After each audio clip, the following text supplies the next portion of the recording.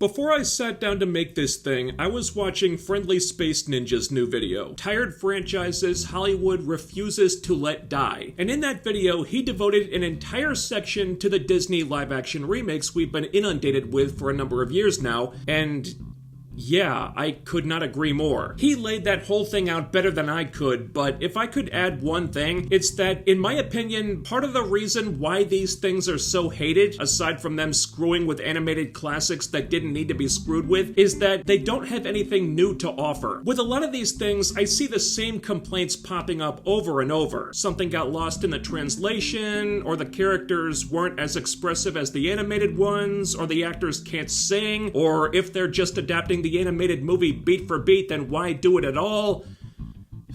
Even the ones that try to find some new take on the story usually don't do it well. Like the Beauty and the Beast remake generated a ton of publicity when they announced that they were turning one of the characters gay, and then all it was one dude dancing with another dude for like 5 seconds or something. Lame. The one outlier I can think of is the Jungle Book remake, because they tried to do something new that was smart by turning Mowgli's story into kind of an identity crisis. And that worked, because it was in the same theme as the animated movie, just expanding on the idea. I actually really like the Jungle Book remake. The rest have been just okay, like Aladdin, or I just didn't bother with. But the Jungle Book one was kind of the exception that proved the rule, and people tend to think highly of the Cinderella one, which I didn't see. But more and more, they just seem to fall into the soulless cash grab category, where they don't measure up to the animated versions, and the only new ideas they can come up with are turning the princesses into girl bosses, and race-swapping the characters, and blah blah blah. Nowadays, you'd be hard-pressed to find a remake that isn't doing that stuff, whether it makes sense or not. And The Little Mermaid is no different. Having not seen all the Disney live-action remakes, I'm not sure where this one ranks exactly, but I can say that it suffers from a lot of the same problems. They did stick pretty close to the story, at least as I remember it. I haven't seen the original since it was in theaters, so most of the quote-unquote updates were the aesthetics.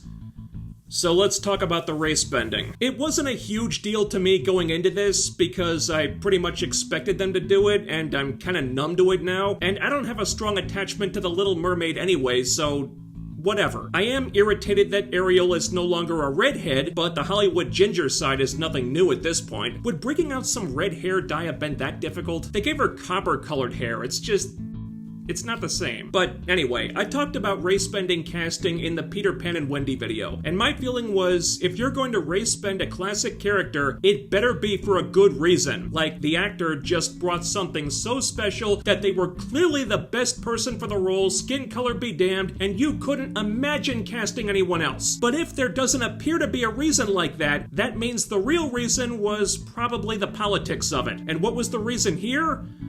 Well, it's kind of both. Halle Bailey won me over pretty quickly. Everyone else is a different story, but it's not as simple as that. There's a lot of race bending going on in this movie, and it is a problem. But it's not a problem because the race bending was done. It's a problem because of how it's done. Because they did it so awkwardly and so haphazardly that it completely takes you out of the movie. First of all, Ariel, race bent. Her sisters, race bent. Triton, race bent. Eric's mother and the entire supporting cast, race bent. Ursula, white as a sheet. Coincidence? You tell me. But that's just the start. They've also changed the setting of the story. Now I think it's Jamaican or Polynesian, possibly? I'm not really sure. In my defense, it's hard to tell. But all the characters, and this goes for the mer people too, they all have different accents. And what's more, why does Eric not sound like the rest of them? Why is Eric the only one without an accent? They say he's adopted, but he was still raised there and grew up with these people, so why doesn't he talk like them? Him being the only white dude around doesn't account for that. It's just weird. Were you worried that Eric talking like a Jamaican person might have been cultural appropriation or something? Why even set the movie there in the first place then? Then we've got King Triton, who's a Latin dude now, has Javier Bardem's accent, which...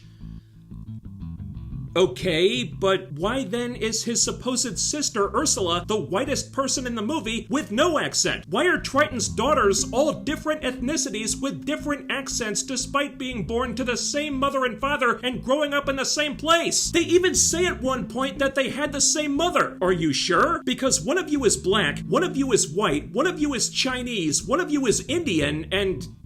And it just goes on like that. What kind of sense does that make? They were checking every box they could think of with this, and I'm sorry, but it stands out like a sore thumb. The casting is so fucking strange. Wouldn't it make more sense for Triton's kids to be the same color as him at least? Like, what the fuck is going on here? If you want to race bend these characters, can't you do it in a way that doesn't make your movie look like bullshit? Is that too much to ask? The movie is so culturally and totally confusing now because it's trying to be so many things to so many different people that it totally lost sight of what it was supposed to be in the first place. But what about the acting? Yeah, the casting is weird as hell, but good acting would remedy that somewhat. Well, it's kind of a mixed bag. I'd never seen Halle Bailey in anything, didn't know what to expect, but I can see why they cast her. Halle Bailey is very, very good as Ariel, has an incredible singing voice, she's very likable and charming. She does have moments, usually CG heavy ones, where she looks like she has no idea what she's reacting to or how to react to it, but that I chalk up to the directing. Aside from the fact that she's not a redhead, Halle Bailey's about as close to cartoon Ariel as we were likely to get. Now, does she have as much personality and energy and stuff that cartoon Ariel had? No, but you could say the same about pretty much everyone except maybe Ursula. Can't complain about Ursula either. Melissa McCarthy's probably the best thing in the movie, and nice to be reminded that McCarthy can act, since she's been working really damn hard to make us think otherwise for the last few years. So the hero and villain are solid. Eric is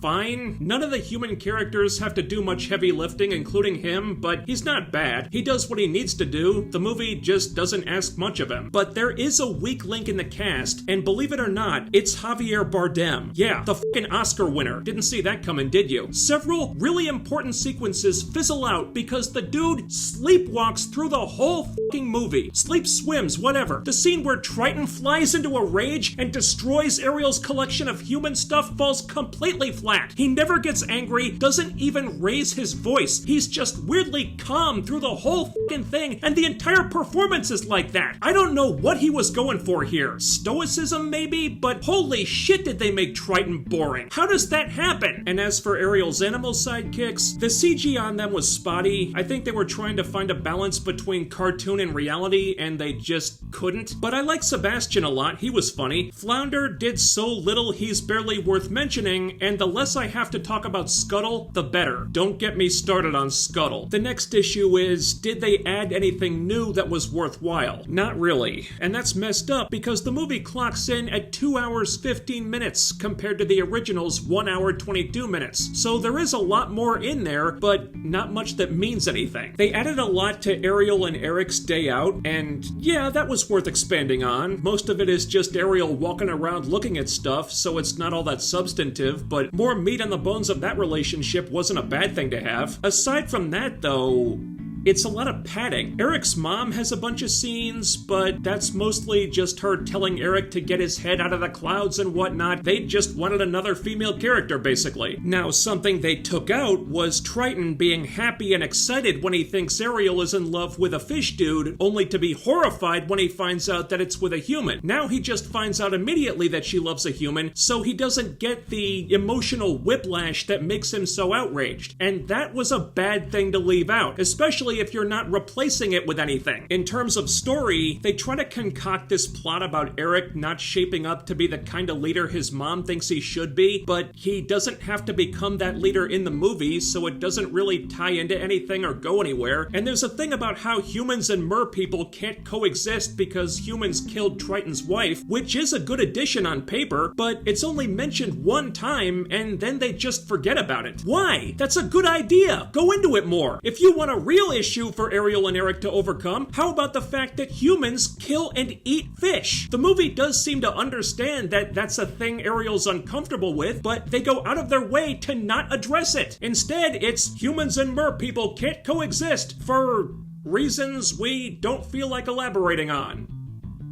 And Eric's mom also thinks this. Why? Beats me. She just does. And then she just changes her mind because the plot says so. I guess it's supposed to be some kind of clumsy metaphor for prejudice and mixed-race relationships, but the thing about Triton's wife is much juicier, and you're not exactly saying anything new or groundbreaking by making it about race, and trying to infuse it with some half-baked postmodern message about needing to be heard doesn't grease those wheels either. It just comes off so awkwardly. Instead, dead? How about this? Eric's dad is not in the movie. I assumed he was dead. So what if it was him who killed Triton's wife and the dad died in the process? And Triton and Eric's mom have held grudges about that ever since. Now each side has a real reason to be against Ariel and Eric being together. That's an interesting story. Would have been better than this anyway. I just don't see how any of this really helps or adds anything meaningful, especially when a lot of the more important dramatic cuts from the animation have been taken out or defanged, like the Triton scene I mentioned earlier, or pretty much anything with Triton, or the scene where Ursula takes Ariel's voice, or when Ariel sees Eric get engaged to the imposter. None of these moments hit as hard as they do in the animation, not even close. So frankly, I wish they'd been more focused on nailing that stuff, the basic fundamental stuff, and less focused on adding a bunch of new stuff to the movie that they didn't need, didn't feel like expanding on, or that didn't really work anyway. Next, the music. That's mostly good news. And this is why you hire Rob Marshall, because that guy knows how to do musicals. During the big musical numbers, or most of them, things tend to come alive and have a lot of energy and are very fun to look at. The big numbers especially are really visually appealing, Under the Sea probably being the best. And again, Halle Bailey's got a hell of a voice, but you can tell which are the numbers that Marshall really cared about and which were the ones where he was just not feeling it. Eric has a song where he was just kind of standing around, not really doing anything, so maybe they were pressed for time that day or something, but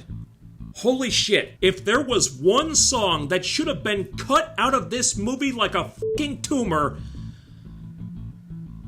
I don't know whose idea it was to give Aquafina a solo number, but whichever deaf producer came up with that one, they should never work in show business again. And I say they're deaf because you'd have to be fucking deaf to think that was a good idea. I don't use the C word lightly, but that song is ear cancer. This wasn't just the worst song in the movie, it's one of the worst things in any movie I've seen in years. It's an original too, because these things always have to Oscar bait for original song. Good luck with that one, asshole. And if you absolutely had to do that, why in God's name would you give it to Aquafina? I'm not one to talk about painful sounding voices. Believe me, I know. But have you heard Aquafina? Why would you ever want her to sing? Jesus Christ! And the songwriting is fucking horrible too. It's some kind of hip-hop crossed with stand-up comedy thing. It's so awful, you have no idea. I just wanted to cover my ears and go la la la la la la la la la la la la la la until it was over. My God, this thing could not end soon enough. And you know what else? I think Rob Marshall knew that. The song itself is pretty short and it's filmed very simply, just a few shots, nothing special, as if Marshall just wanted to get it the hell over with and move on as fast as possible. I sympathize. I hope they gave Lin-Manuel Miranda an earful for that one.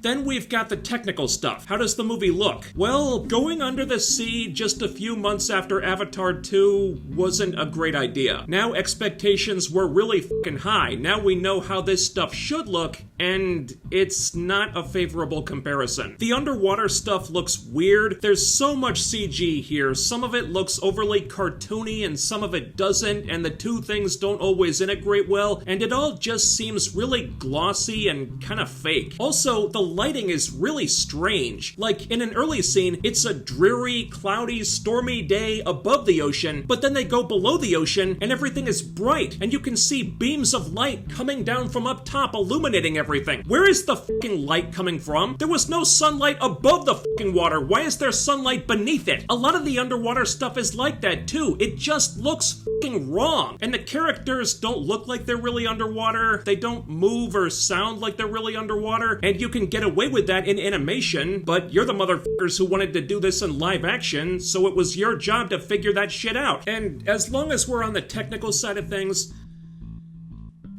look, I know this must have been a really tough movie to shoot, but there were some crazy stupid blunders here that I can't believe nobody noticed during production. In one scene, Scuttle is talking with Ariel and her other animal friends underwater. How is the seagull talking and breathing underwater? Can you explain that to me, please? It's a fucking bird! It doesn't have gills! Come on! And, get this, Ariel has a musical number after she loses her voice. Like, right after she loses her voice. Yeah, most of it is on the soundtrack, but there's at least one or two shots where they're tight on her face and she's singing. What the f***?